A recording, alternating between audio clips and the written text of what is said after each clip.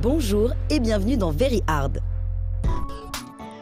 Vous connaissez sans doute le Macintosh, second succès d'Apple et premier ordinateur à avoir popularisé l'interface graphique et la souris dans le monde de l'informatique grand public.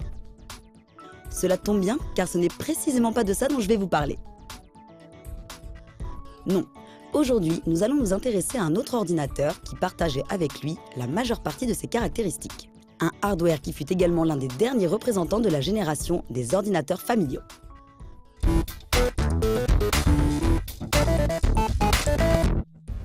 En 1983, au moment du fameux grand crash nord-américain du jeu vidéo, les consoles disparurent progressivement du marché, tandis que le marché de l'arcade fut lui aussi touché et diminua fortement. Le jeu vidéo était alors considéré comme une mode sans lendemain. Un point de vue partagé par la Warner Communication, propriétaire d'Atari depuis 1976 et qui décida alors de se débarrasser de cette firme qui lui faisait perdre des millions de dollars chaque semaine.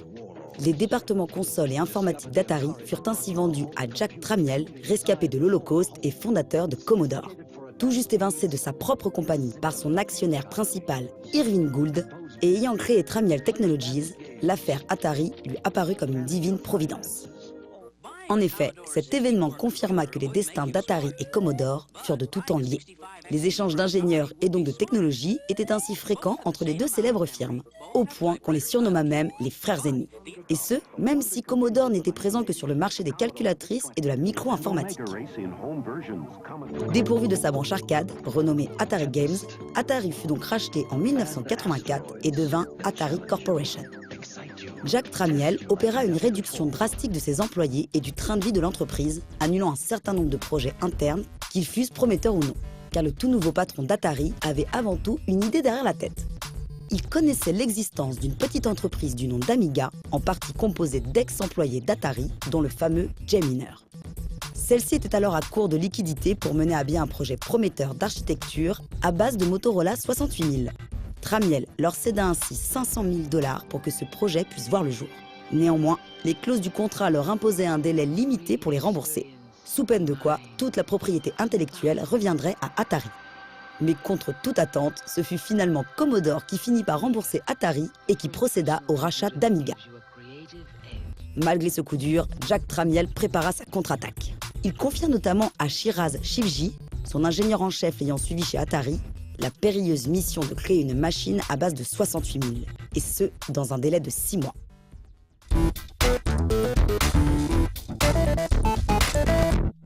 Le projet Rock Bottom Price débuta en juillet 1984 dans le but d'avoir une machine prête pour le CES de janvier 1985.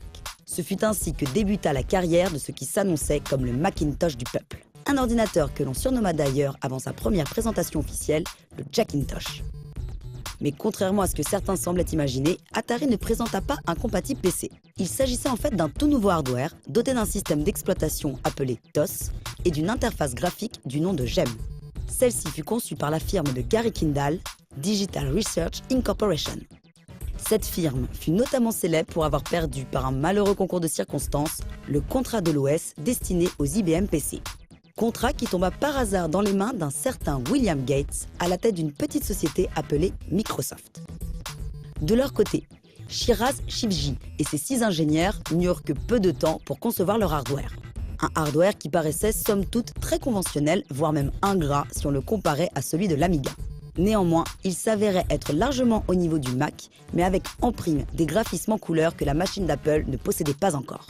Basé autour d'un Motorola 68000 à 8 MHz, il était doté de quelques coprocesseurs et puces génériques. Le shifter pour l'affichage graphique était un GPU très sobre avec 32 kilo-octets de mémoire vidéo au sein d'une mémoire unifiée. Pour le son, en plus d'un canal de bruit, un YM2149 pouvait générer 3 voix de square waves. Ce processeur était identique au très répandu AY38910, équipant la Vectrex, l'Amstrad CPC, le ZX Spectrum et bon nombre de bornes d'arcade. Un processeur qui est d'ailleurs encore employé aujourd'hui pour faire de la musique chiptune. De leur côté, les 2 coprocesseurs GLU et MMU contrôlaient respectivement l'interaction entre les puces et les transferts entre les périphériques. Des opérations effectuées directement dans la mémoire et sans intervention du 68000. Tandis que le ASIA était lui responsable de la bonne gestion des ports MIDI. Un choix qui s'avéra déterminant pour certains dans le choix du ST. Compte tenu du délai imparti, concevoir et construire un hardware, puis écrire un système d'exploitation complet et graphique restait avant tout une performance incroyable. Ces premières versions, de seulement 256 kilooctets de mémoire vive, ne possédaient pas de lecteur de disquette intégré ni d'OS inclus dans la mémoire morte. Une absence rapidement rectifiée avec le modèle de masse, le 520 STF, qui offrait en prime 512 kilooctets de mémoire vive. Dans sa version finale, l'OS étant donc inclus en mémoire morte, l'Atari ST démarrait en quelques secondes, procurant à l'utilisateur une expérience comparable à celle d'une console. On pouvait d'ailleurs le brancher directement sur un téléviseur, ce qui permettait d'obtenir des résolutions couleurs de 320 par 200 et de 640 par 200. Utilisant la même stratégie que pour le Commodore 64, Tramiel put ainsi proposer l'Atari ST à un prix défiant toute concurrence. 799,95 $ sans le moniteur. Un prix qui représentait alors un tiers de celui du Macintosh.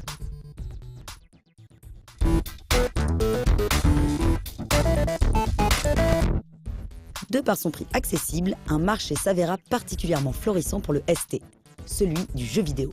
Ce tout nouvel ordinateur, doté d'un 68 000, dont les 16 bits faisaient fantasmer bien des programmeurs, offrait également 512 kilooctets de mémoire, une bonne résolution et 16 couleurs affichables sur une palette de 512 couleurs. En revanche, compte tenu de ses puces, le ST n'était pas conçu pour le graphisme et l'animation et ne possédait ni scrolling ni sprite en hardware.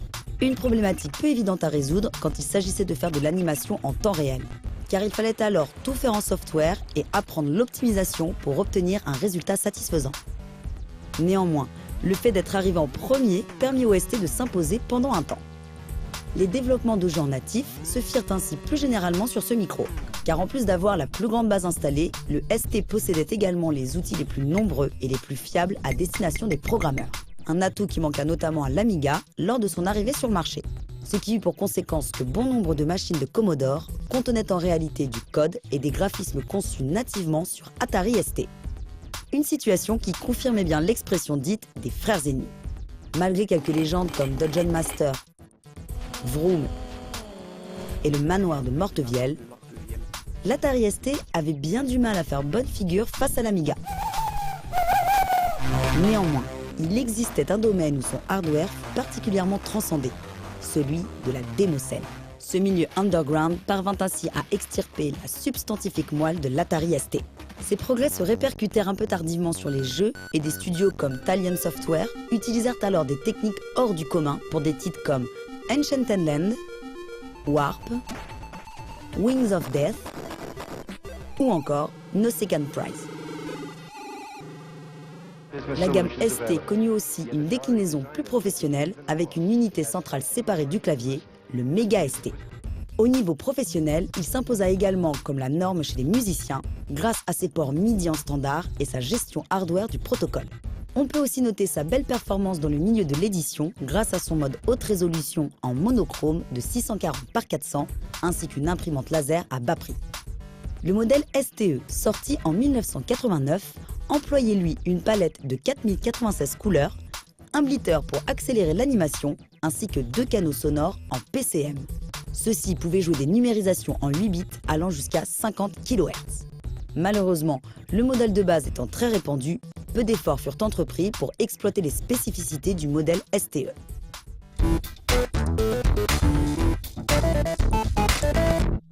L'Atari ST fut une formidable machine qui, malgré un hardware peu révolutionnaire, s'avérait fiable et extrêmement pratique pour un prix abordable. Mais surtout, elle démocratisa un certain nombre de technologies comme le format musical MIDI, l'interface graphique et la souris. Et tout cela une dizaine d'années avant Windows 95. Mais malheureusement, Atari ne sut pas faire évoluer suffisamment rapidement ce standard et coincé entre les consoles et le PC, la micro-informatique familiale disparut progressivement, emportant l'Atari ST dans son sillage. Mais ça, c'est une autre histoire.